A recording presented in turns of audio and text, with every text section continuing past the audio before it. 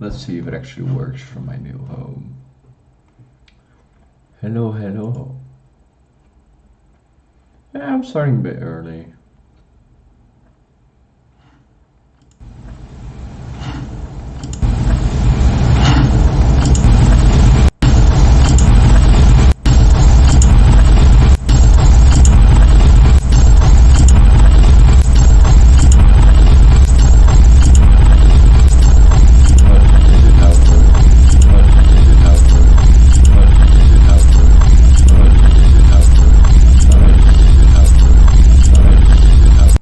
I don't want fucking noobs.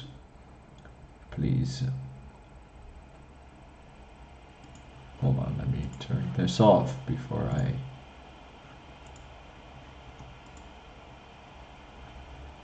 So I can actually check my own audio. Not too bad.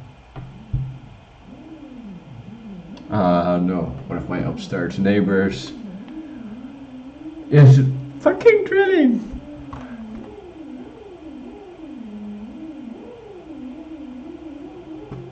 Nice. Shit.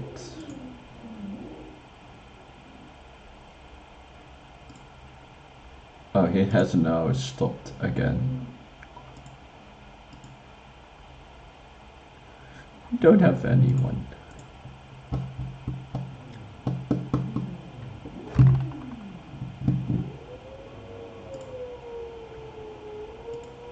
Ah.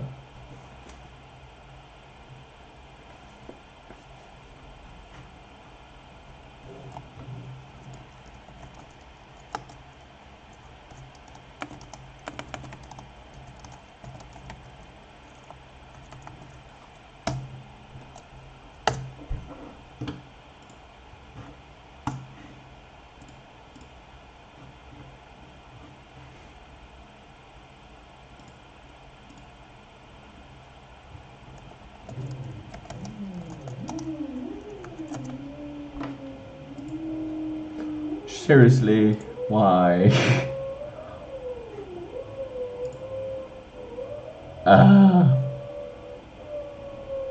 Well, anyway, welcome. Welcome to my stream. There's a new background, as you can see, because I moved houses, because I'm in an entirely different province now. I live on my own, so I can do whatever I want.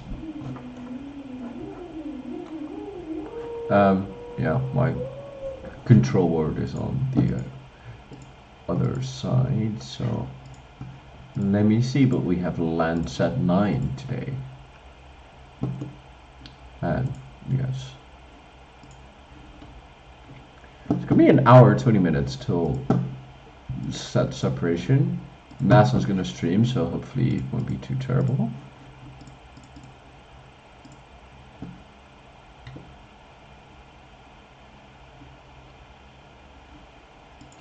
Let me see.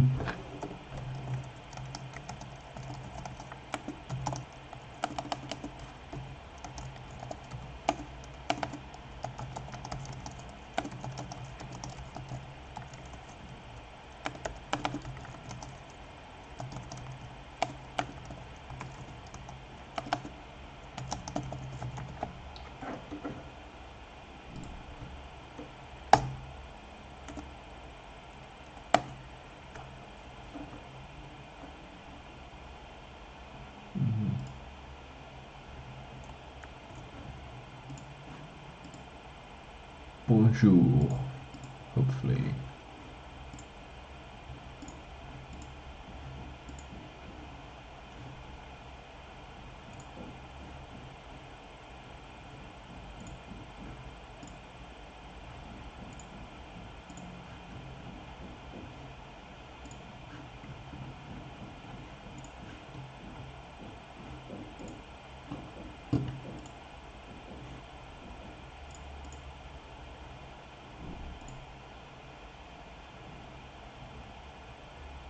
Ding!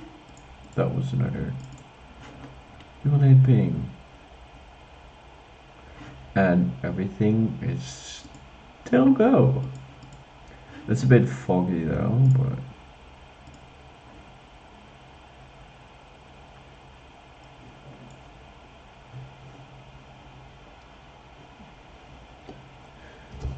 doesn't prevent them from launching. It's the Vandenberg fog again. Oh no.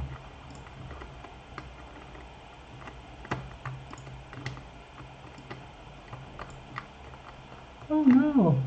Anyway.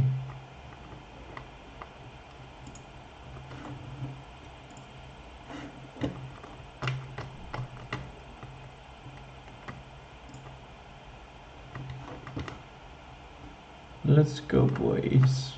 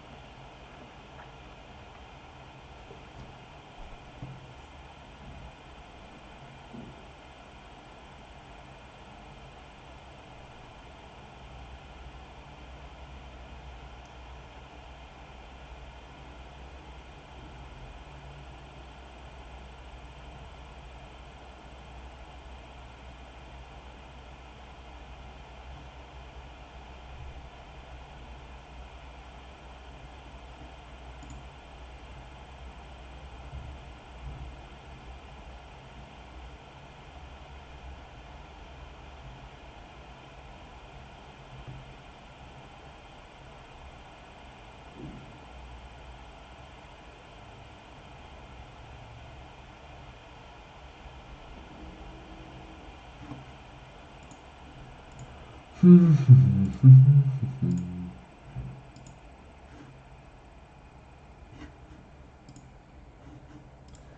have nobody watching.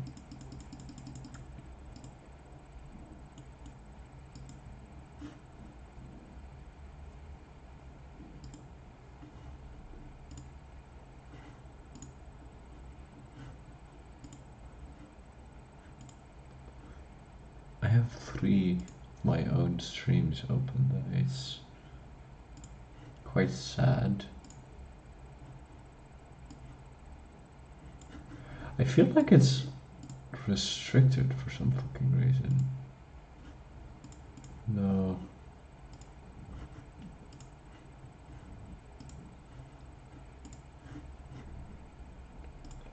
Let me just do this.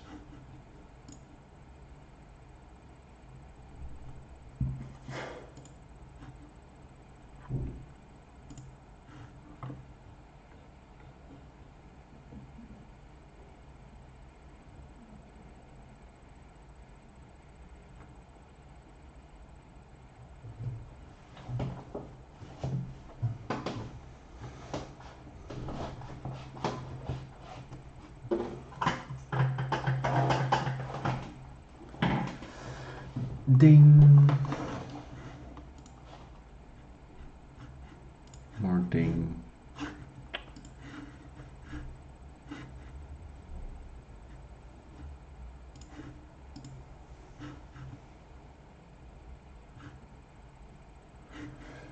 Broadcast is about to begin.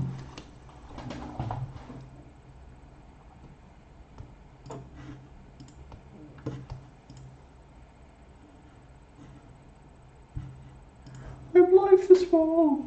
Someone respond. SOS.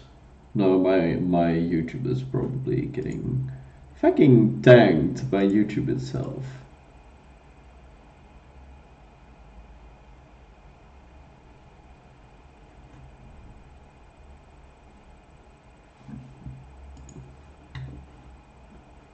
I need friends.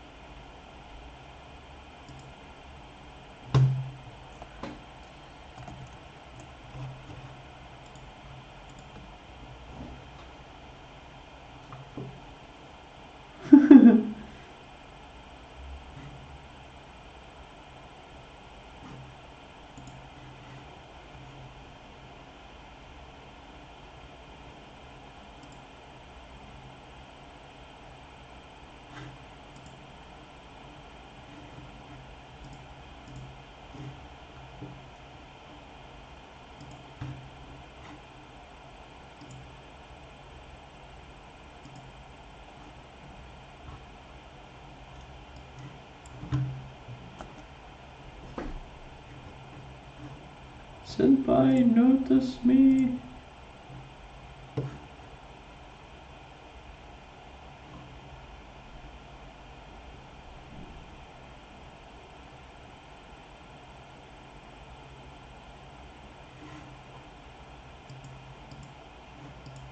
Oh shit, now my own stream has.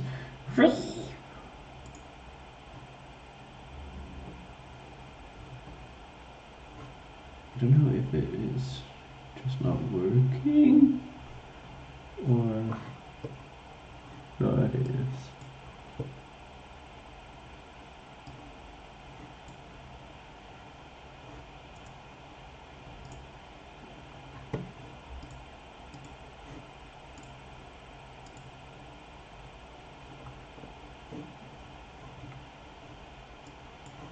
Oh, hold on.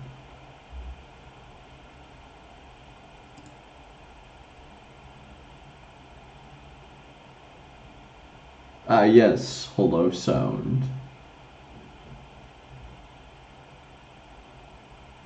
Echo go brut.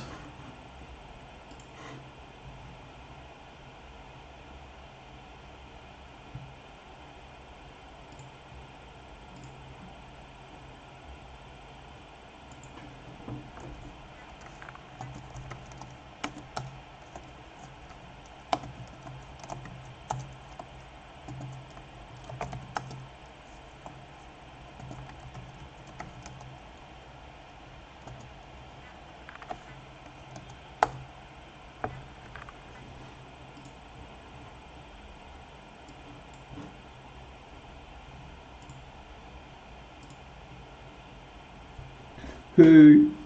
Rocket?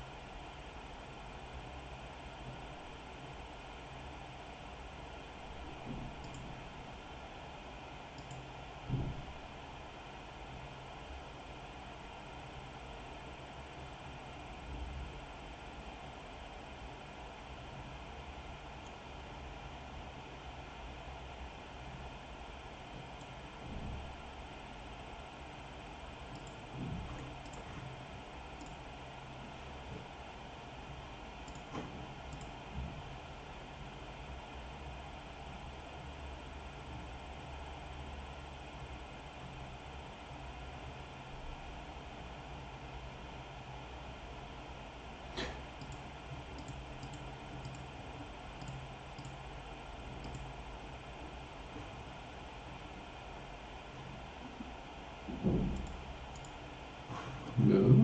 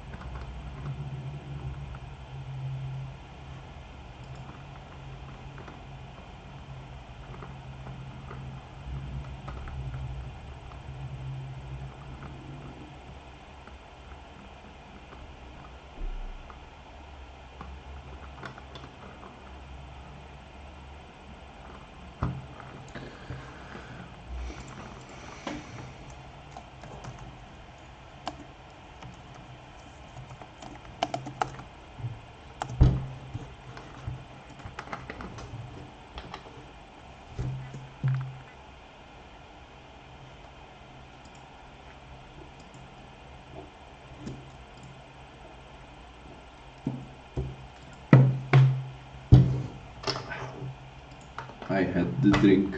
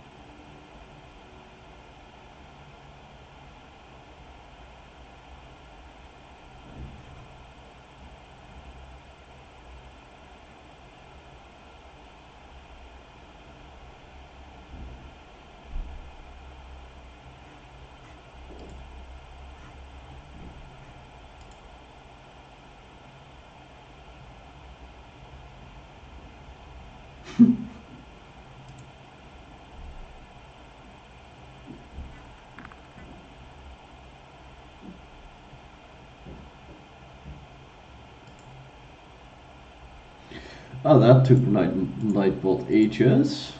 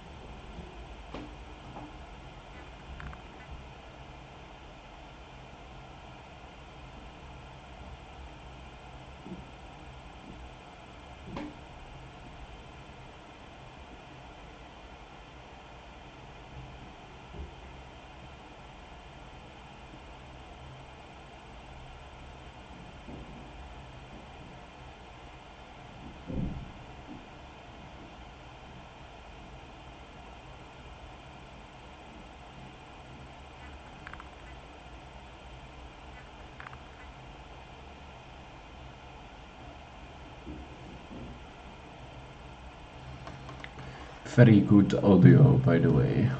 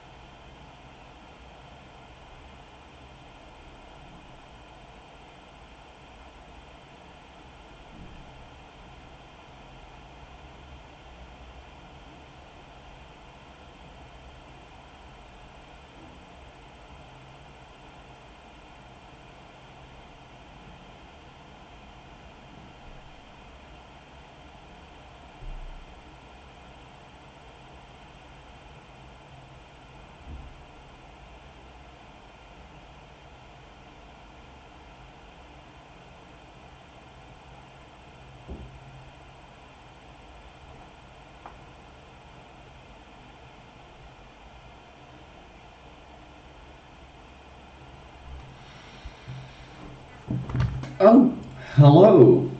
Welcome. You're my first viewer. I'm keeping this stream up because I don't want to end it and be like, oh, nobody's watching, but... Are we gonna launch today? Yes. Just show us the rocket! Stop freaking talking! Yes. How have you been? Because as you can see, I've moved houses, so yes, I am now in my new house, studio, workroom, whatever you want to call it. Oh, I didn't put the link in your server, but yeah, I have some new space stuff actually. I don't know, maybe in a few weekends I'm gonna stream a build from. I got a Revell shuttle launch pad, so yes. Delft, yes. Well, The Hague. Bordering Voorburg, so it's on the side of Delft, but yes, I'm now in South Holland.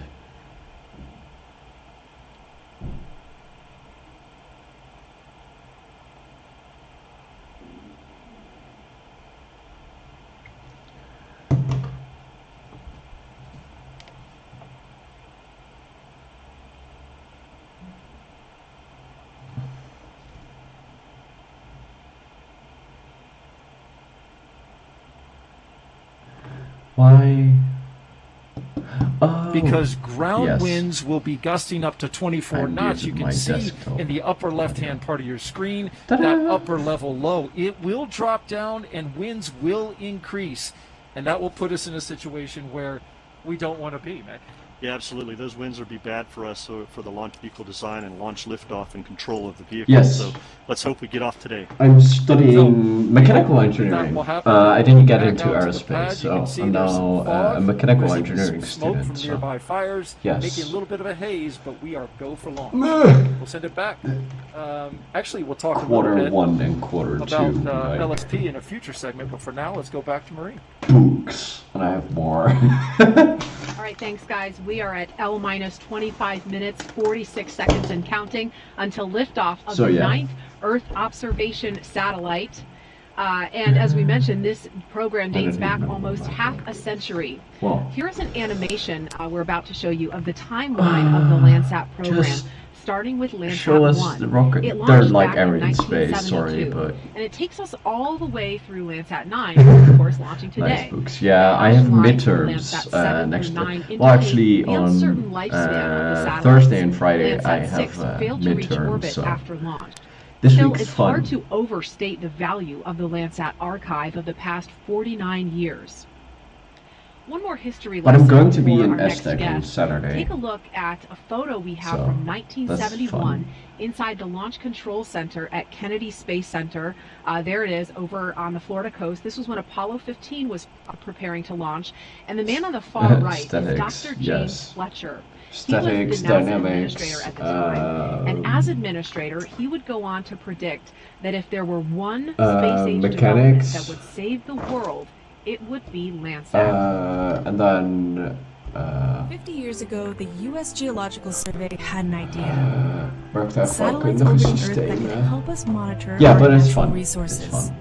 Aztec. Yes, Today, the Aztec the Open Landsat Day. My program sister is in a jointly wheelchair and managed she was by like, NASA oh yeah, and you the wanna call USGS, you wanna providing join, an so unparalleled record yes. of Earth's changing I'm landscapes going for the benefit as, of all.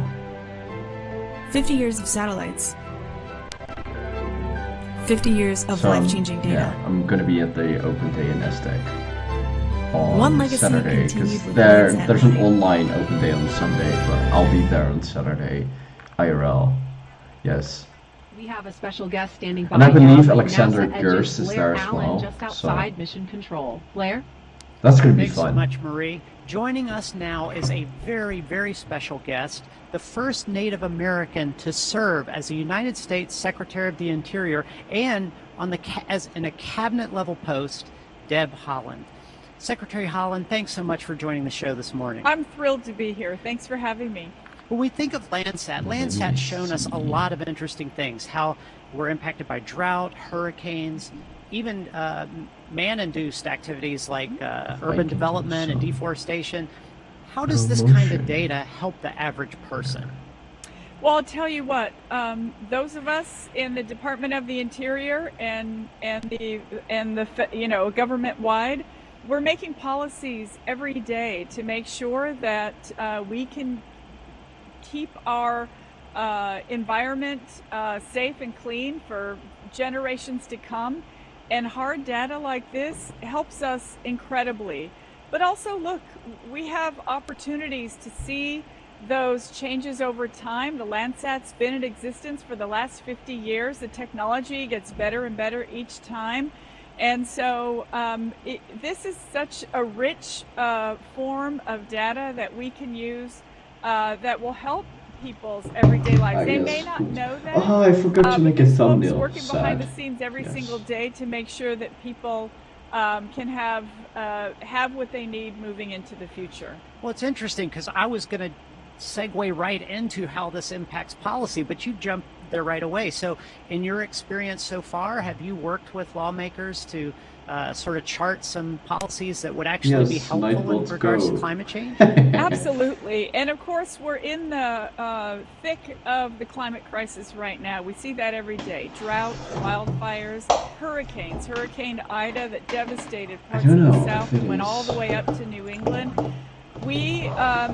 Images like the ones that Landsat 9 will bring back to us will help us tremendously to guide us in how we are approaching climate change, working to make sure that we can make the best decisions possible so that folks have water into the future, that we can grow our food into the future. These are all things that will affect the daily lives of every single American, and quite frankly, these are pictures from around the world, not just the United States. Yes, so it's it going is. to help folks It's all over the 140, world to make it's those a big decisions. box. And It's old as well. It's unmistakable. But it's a collector's item. Incredible, hard data that we can use every day.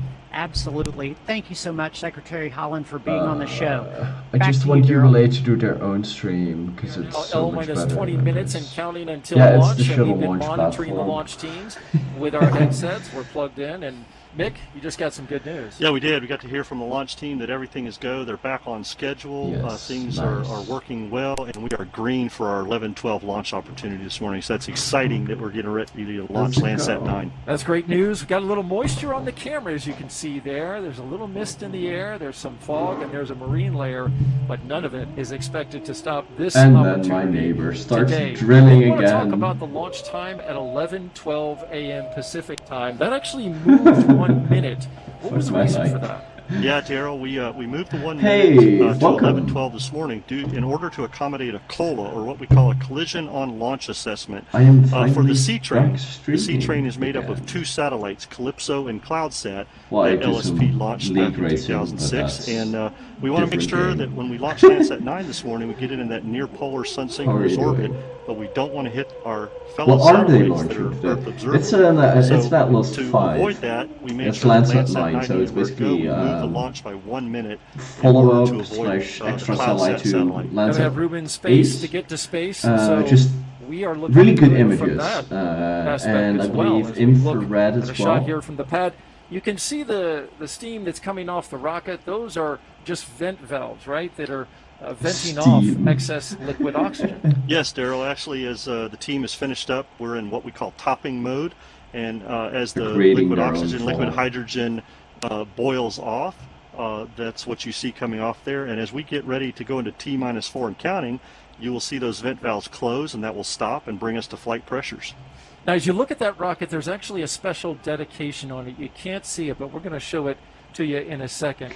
There's a special dedication there, and the reason is... But it's a basic Atlas 5. Thomas Heater II. Heater began his 45-year career in the launch business at General Dynamics and relocated here to Vandenberg as a flight test engineer in the mid-60s.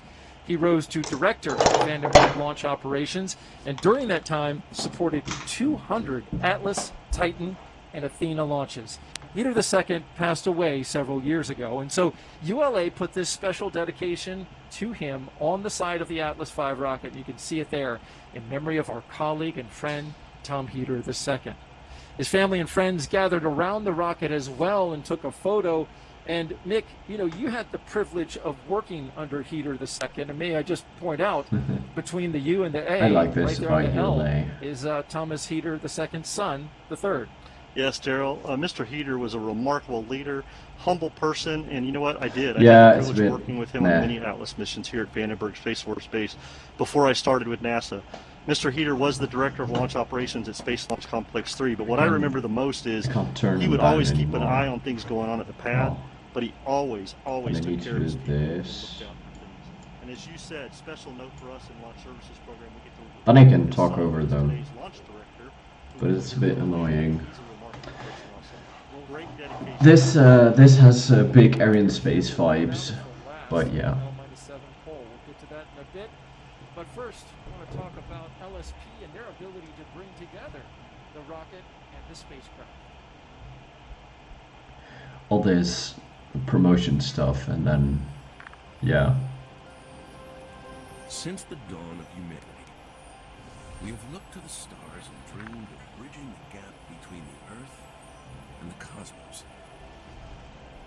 In the 20th century, NASA turned that dream into a reality by launching humanity into a bold era of scientific discovery.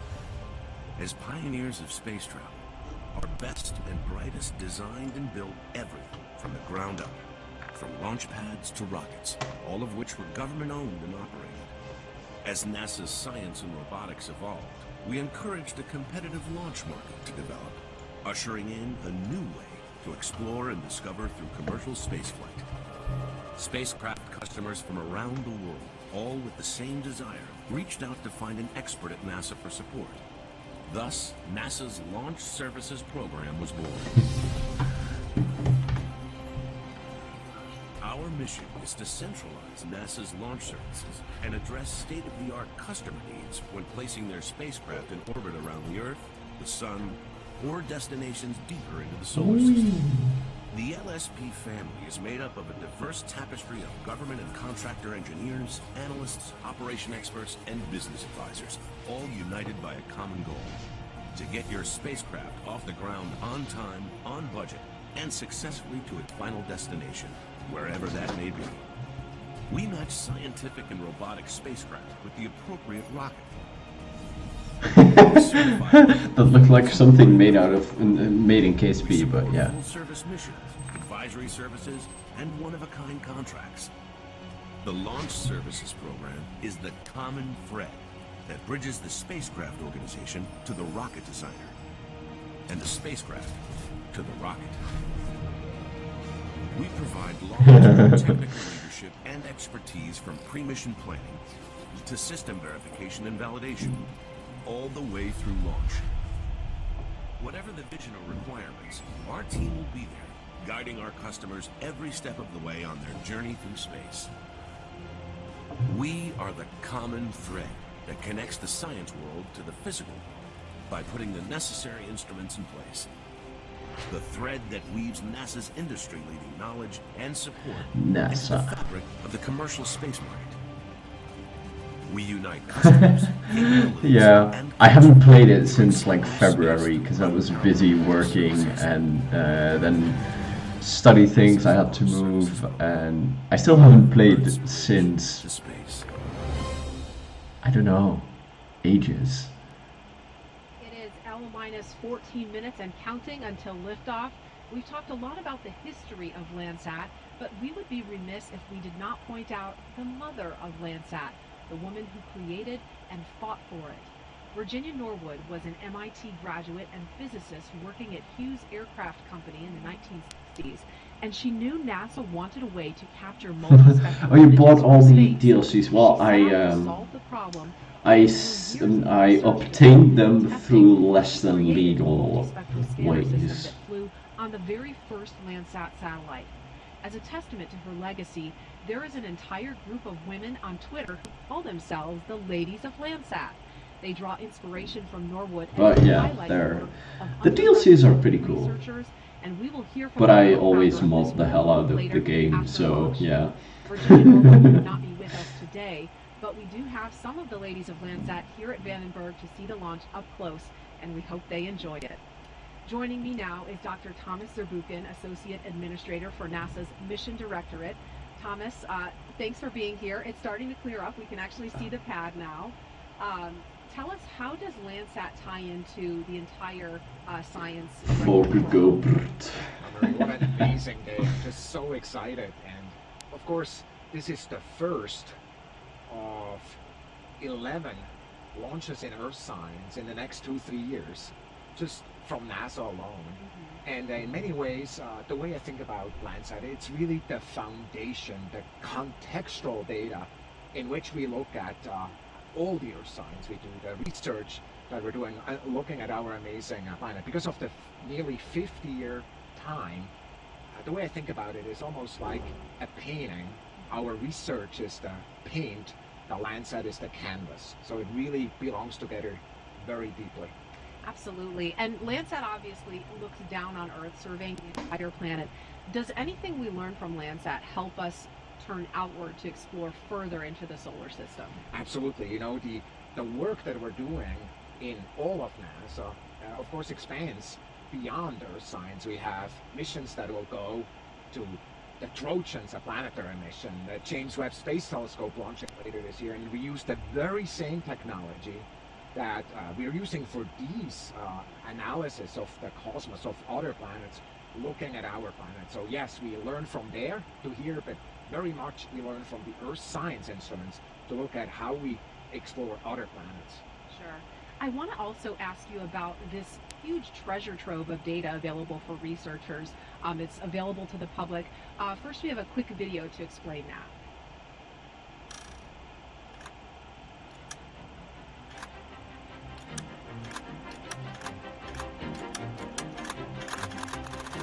Landsat archives its 9 millionth scene. Each scene is a satellite image from when's space liftoff? 15 miles wide. In 11 minutes. So they should be exiting the hold in. Managed by USGS. Landsat holds the title for the longest math is hard. space-based record of Earth in existence.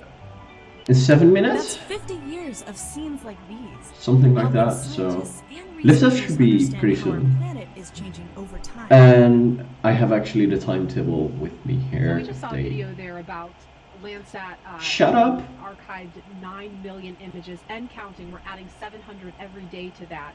Until the earlier 2000s, this data was not free. People had to pay per scene. Now that's yes, okay, I'm gonna mute them. To Mighty. Now, launch is gonna take. Well, the entire ULA mission is gonna take 3 hours and a bit, because they are deorbiting the center at the end. But we have normal RD. We have no booster, so we just have RD 180 ignition. Then we have liftoff. BECO at 4 minutes and 2 seconds. Then separation at 4 minutes and 8 seconds. Then roughly 10 seconds later, the center engine should start, which they call.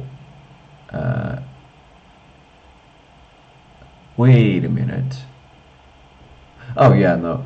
And then after that we have fairing separation, and then 16 minutes into the flight, 60 minutes and 30 seconds, we should have MECO, and then an hour and 20 minutes into the flight we should have Landsat 9 separation.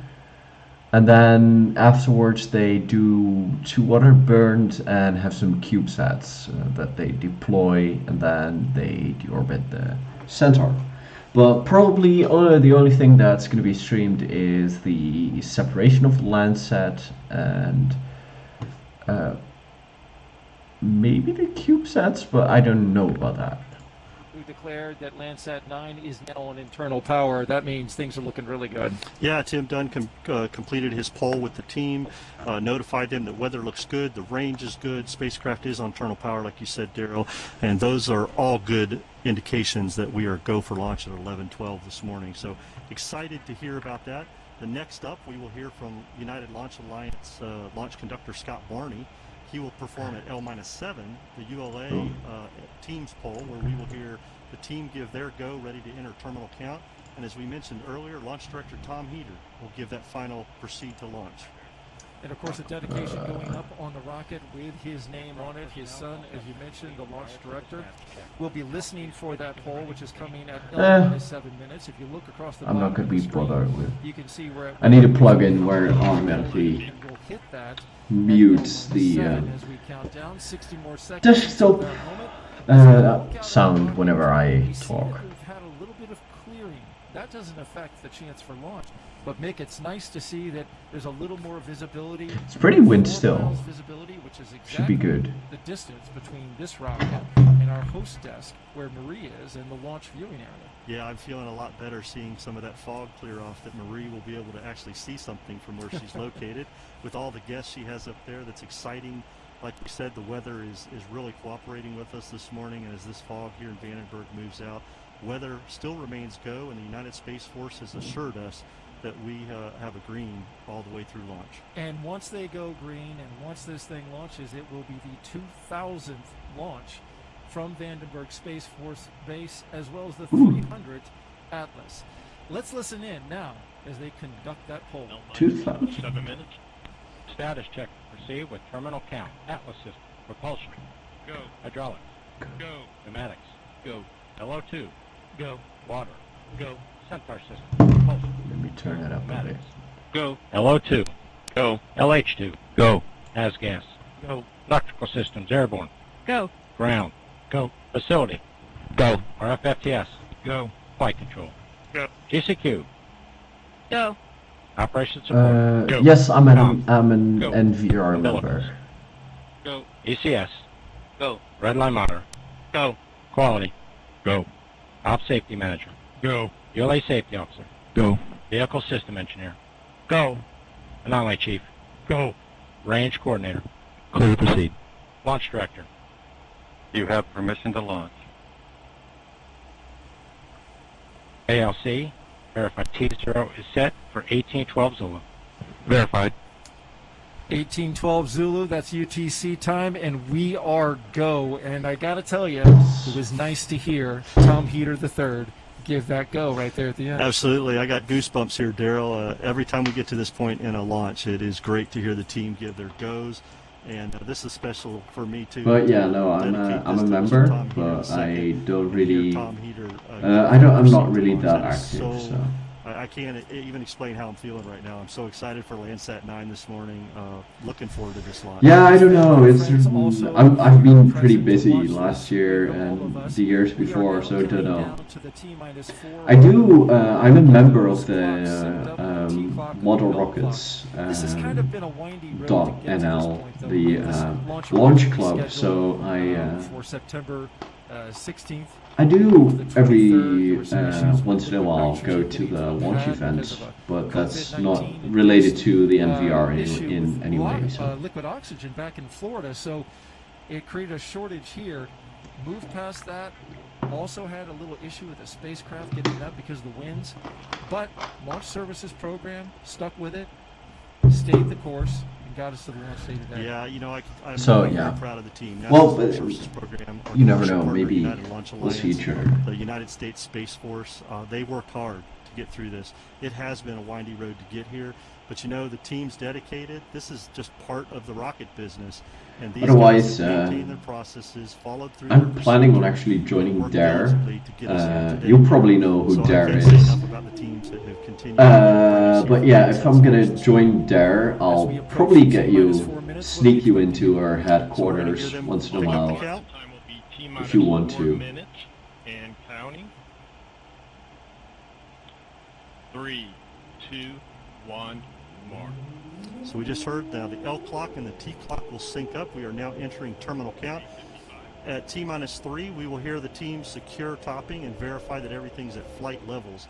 Around 2 minutes and 50 seconds, we will hear that the flight termination system will go to internal power, making sure that all the safety protocols are on the rocket as we launch this morning. And around 2 minutes, we'll hear that the Atlas and Centaur vehicle go internal on battery, power, which means is a clear signal that we will be launching on time this morning. And then at 1 minute, we will hear the United States Space Force give us a range go or green thumbs up, and we will then proceed into our T0 mark for Landsat 9 this morning. As you can see there, the rocket against a dreary backdrop with a marine layer and a little bit of fog. It's 93% humidity here along the central coast of California. It's about little less than 60 degrees in the temperature that's outside. None of that is a factor. Over the past few days, we've also seen some smoke from a nearby wildfire at Sequoia National Forest. There you're looking right down the side of the booster, the Atlas V booster, and seeing that condensation coming off that super chilled skin of the rocket. Yeah, I love that shot, that rocket cam shot. That'll be a great shot as we lift off this morning. And as you said, seeing that super chilled tank as it filled with liquid oxygen and liquid hydrogen on the Centaur tanks this morning, we're just excited about this. And we just heard from the team that they're going to flight levels on the tanks, and so that's a good sign that we are getting ready to close those vent valves and move into what we call step 3 for flight pressures. Once that rocket lights, that orange fire will certainly change the light and change the mood of many of the folks who are watching this. Certainly on TV, you're going to see all of that. We've got all the cameras focused in, all the angles on this rocket. You can see on the progress bar, we are go for launch. Our next point is liftoff. Vehicle internal. So we just heard the call, Daryl, for vehicle internal. That's a good sign. We're going to hear the last poll here to verify everything is go. Centaur LH2. Securing Centaur LO2. Let's go. There's where they're securing and shutting off the vent valves and they're securing the vehicle. 137. FTS armed. Flight termination system is armed. We are getting closer and closer to that T0 mark, Daryl. And there's a big moment at T-minus 45 seconds. What do we hear there? We're going to hear the launch conductor, Scott Barney, verify from the last minute that everybody's ready to go, and we get a green to go for launch. It's been a lot of work to get to this point, a lot of preparation. Let's listen in. There we just heard vent valves locked, and as you saw, Daryl, you pointed out earlier that steaming off the vehicle has now stopped. The vent valves are up. Rock, report range status. Range. The range is green. That is a great sign to hear range is green, Daryl, that we are good to go. Coming up on that poll from launch conductor Scott Barney. 40. Stable at step 3.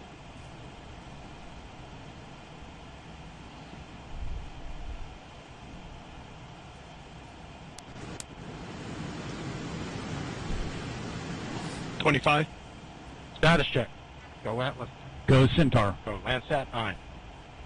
And there it is, the word to launch Landsat 9. T-minus 10.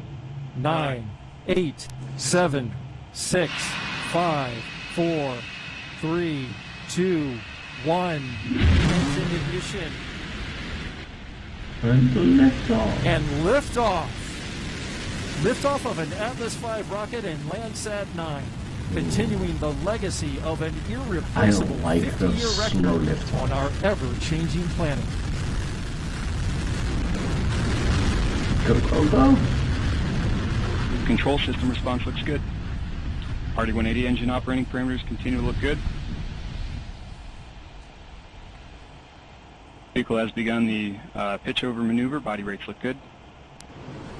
That pitch over maneuver heading it to the south towards Southern California and down to Mexico. Now passing 40 seconds into flight. Engine operating parameters continue to look good. Pump speeds and injector pressures all within expected ranges. There's a shot from our tracker cam above marine layer. Now 55 seconds into flight. Vehicle is now completing the pitch over maneuver. Body rate responses continue to look good. 3 minutes remaining in the boost phase of flight. Pump speeds and injector pressures on the RD-180 continue to look good.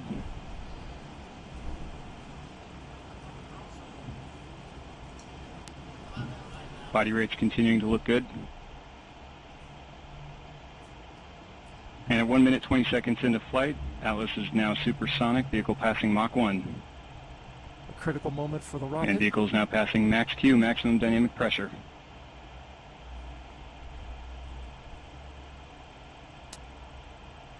Looks like good. RD-180 performance continues. For a second I thought the phase. engine just went out. Now throttling down slightly as expected. It went response looks good. above the cloud layer for some reason. The stress on the 19-story tall vehicle. 1 minute 50 seconds into flight. Vehicle is now 10.7, correction, 13 miles in altitude, 7.9 miles downrange distance, traveling at 1,500 miles per hour.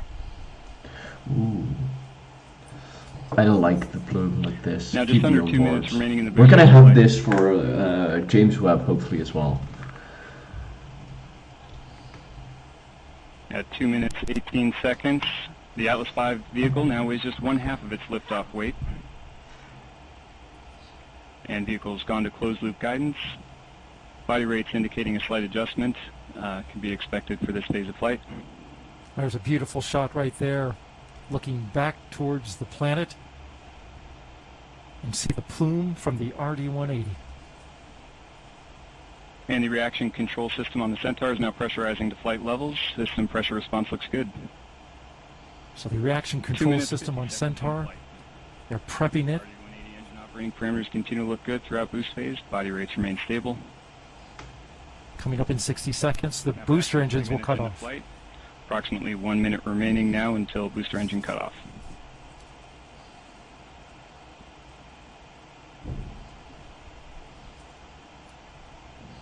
Our tracker shot getting a great... And now 3 minutes 15 seconds into flight. Atlas is 48 miles in altitude, 70 miles downrange distance, traveling at 5,600 miles per hour. Great shot as it goes out over the southern Pacific. Pump speeds and injector pressures on RD-180 continue to look good throughout boost phase. Nice plume expansion. And the Atlas V is now throttling to maintain a constant 5G acceleration limit. Engine response looks good. Speed currently 7,700 miles per hour. Has begun boost phase chill down. Now throttling to maintain a constant 4.6G acceleration limit in preparation for BECO. This is where the booster engine cuts off and then separates. And we have BECO booster engine cutoff standing by for stage set. And we have good indication of Atlas Centaur separation. Nice. We have pre-start on the RL-10, standing by for ignition. And there you see the separation. We have ignition and full thrust on the RL-10. Chamber pressure looks good. Body rates look good. Beautiful shot of the booster falling away as you're looking down. Good indication of payload fairing jettison. And you should see the payload fairing. Sometimes they come around the side. 12 minutes, 11 seconds. Yeah, there we go. Very nice, very. Well, to me, it doesn't feel prehistoric because. Now passing 4 minutes, 47 seconds into flight. So we're in a good point, Mick. To be competitive, you don't we're going to monitor the especially situation here. need recoverability. But, what a beautiful launch. But that's a whole different topic. What a beautiful flight so far. If I ever have the time, I'll make a video on that. Go on, but beautiful shot there of the RL-10 engine in space, sending Landsat 9 onto its orbit. A great launch this morning. So excited for this. We're getting some of that orbital sunrise on the engine bell there, and that's just a neat look as you look back at our planet. All right, Marie, we'll keep track of things in here, but for the meantime, we'll send it back out to you on the hill. All right, thanks, guys. We did get lucky enough for that marine layer to clear so we could see liftoff from here at the gravel pit.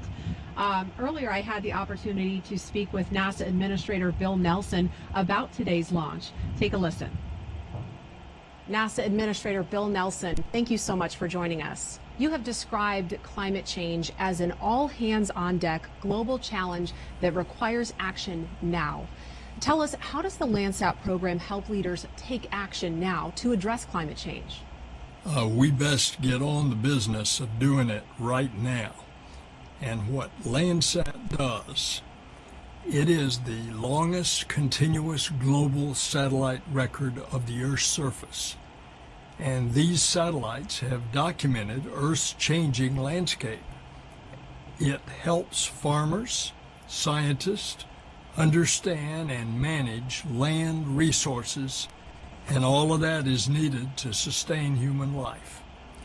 Such things as food and water and forest.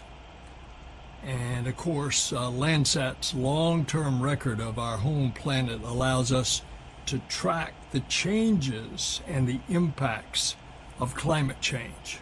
And President Biden's fiscal year 2022 budget requests $24.8 billion for NASA. That's a 6% increase from last year, and also the strongest budget NASA has ever had for science. How do you quantify the value of NASA's science missions? It is a very strong budget request. The value is immense. And when you're talking about data like this, it's hard data that arms decision makers with the tools they need to make tough decisions about our future. It's exploration on other planets, helping to answer the age-old questions. How did we get there? Are we alone? It's the inspiration of the next generation. That is what this science budget is all about. And besides Landsat, in what other ways is NASA making it a priority to understand and respond to climate change? Well, we are doubling our efforts to lead when it comes to climate science. Earlier this summer, next Ariane 5 we announced a new Earth Systems Observatory. It's going to be 5 great observatories that will look at the land, the oceans, the ice, and the atmosphere, and drilling combine into a their wall. 3D composite of what is happening very precisely to our atmosphere. That, combined with all of our other existing assets, such as the Landsats, it's going to develop the ability for us to really measure what is happening. And also, we're continuing to develop resources for sustainable aviation. That is less pollution in the air from aircraft, and it will keep industry in U.S. competitive and drive fuel efficiency that helps the environment. Administrator Bill Nelson, thank you so much for your time. Thanks a lot. Have a great October day. 22nd is the next Ariane 5. All right, there is the live view on your screen now of Landsat on its way into orbit. Turning now to one of the many practical applications of Landsat. 5 more minutes. The U.S. Department of Agriculture uses it to track 7 more of minutes. every crop And grown then in the it United should States. cut off and be Disaster in managers orbit. can see impacts from floods and other natural disasters. Resource managers can use the data to direct crop rotation and monitor water use. Take a look. America has always been a fertile land. Grasslands and forests and farms, from sea to shining sea. The U.S. Department of Agriculture tracks how many acres and the annual yield for every crop produced. From the big ones like corn, wheat, soy, to regional crops like cotton, rice, citrus. They track every year using data from Landsat satellites and others. They grow rice in the combined US? with data from surveys on the ground.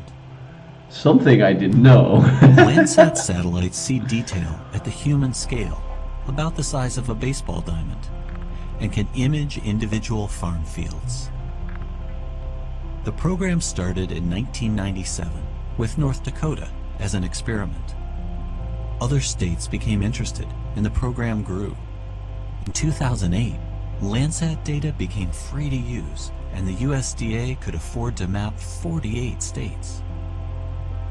During the growing season, the data helps estimate crop yields, which helps farmers and traders set prices for the harvest.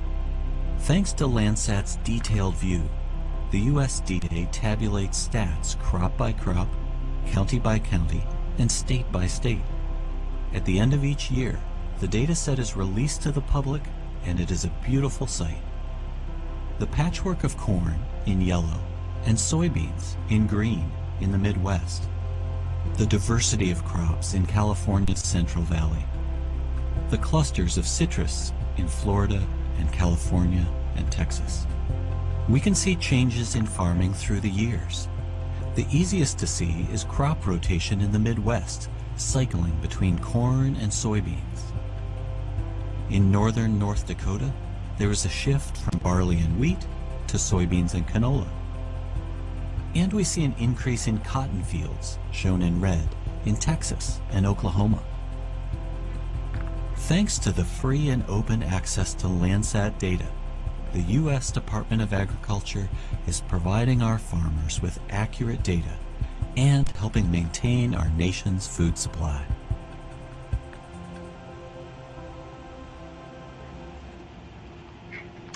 All right, we want to bring in a special guest now from Northrop Grumman, the company that actually built the Landsat 9 satellite. Frank DeMoro, you are the Vice President of Tactical Space Systems for Northrop Grumman. And I understand this was your first launch out here at Vandenberg. How was it? It was really special to see that rocket lift off. Yeah, well, I tell you, we got a little lucky. It's also my first one, so we shared that together.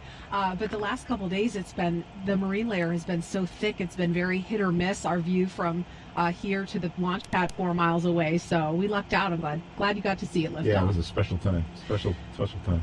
So this is Landsat 9 is the 4th satellite that Northrop Grumman has built for NASA. Tell us about the process. What goes into building a Landsat satellite and integrating it with the instruments? Yeah, well, of course, the satellite that we build, the platform part of it, is really there to carry these special instruments to do the work that Landsat 9 is going to do. And so we have a dedicated team of engineers in Gilbert, Arizona, where we actually designed and built the satellite, working closely with our NASA customer to make sure that the structures and the power and all the data transfer systems are all in place to be able to accommodate the instruments. And then once we put that all together and put the instruments on the spacecraft, it goes through a rigorous test process. So that when we deliver it here and it gets launched like you saw today, it's ready to go. There are so many things, as you know, that have to go right for a rocket launch to happen. And certainly the workers that you described in Gilbert, Arizona are a big part of that. All of the meticulous work I'm sure they had to do to get to this point. Can you talk a little bit about that team, what it's been like working through the COVID pandemic and any impact that's had at all? Well, it's a really special team, and they're so dedicated to this mission.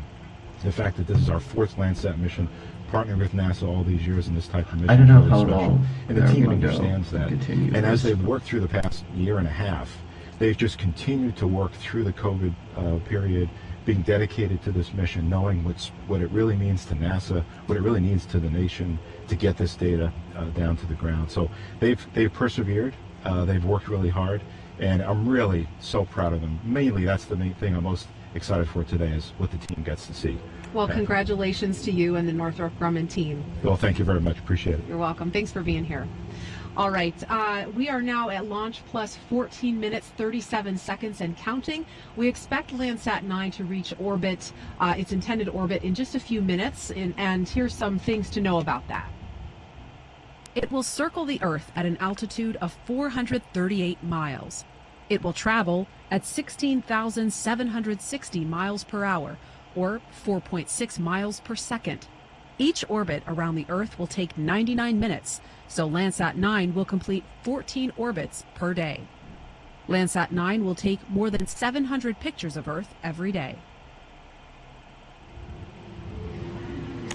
All right, and as I mentioned, we are approaching that orbit milestone, so let's get over to Daryl and Mick to take us through the next few minutes. Guys? That's right, Marie. We are just seconds away from main engine cutoff. Centaur has been burning now for several minutes.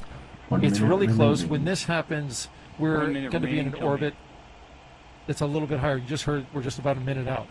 Yeah, so what's happening is we have this first burn, and we're trying to get a slightly lofted orbit this morning into that near-polar sun-synchronous orbit, Daryl, so that we can get Landsat 9 up there. What will happen is main engine cutoff will occur, and then we will coast for several minutes to get Landsat 9 into the orbit it needs to be, and then we will get spacecraft separation at L plus 1 hour and 20 minutes.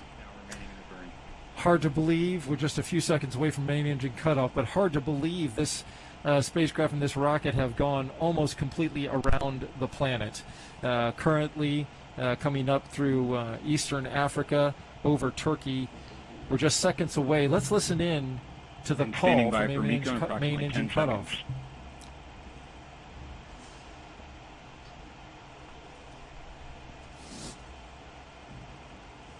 And we have MECO, main engine cutoff. Body rates look good. The vehicle is now recovering from the shutdown transients. And there you go, Daryl. We heard from United Launch Alliance commentator Patrick Moore, who's done a fantastic job since liftoff of filling us in on all the activities that have been going on, and we just got confirmation of main engine cutoff. So Landsat 9 and the Centaur will the entire coast for a little bit, and we're about an hour and 3 minutes from Landsat 9 people separation. that have watched it, thank you for watching, because as you can see at the bottom of the see you in the next one, I guess. Moved our progress bar thank you. with the milestones, and now have a new progress bar, which will show you the